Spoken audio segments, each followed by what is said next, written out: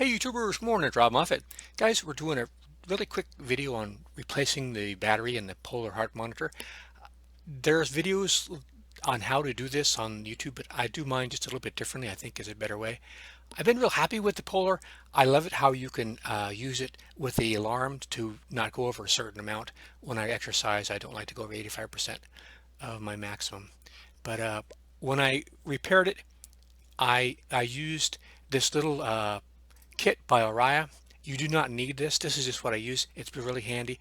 I recommend this kit highly because everything is stored in little compartments. So when you put it back, you always have it. When I buy stuff singly, I lose it because I don't know where it is.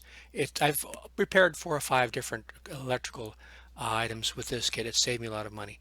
But you don't need this. You can use a small, tiny Phillips screwdriver and tweezers. However, it would be better if you had the Torx number 5 for the actual screws that is in the drive. So let's get started with the video.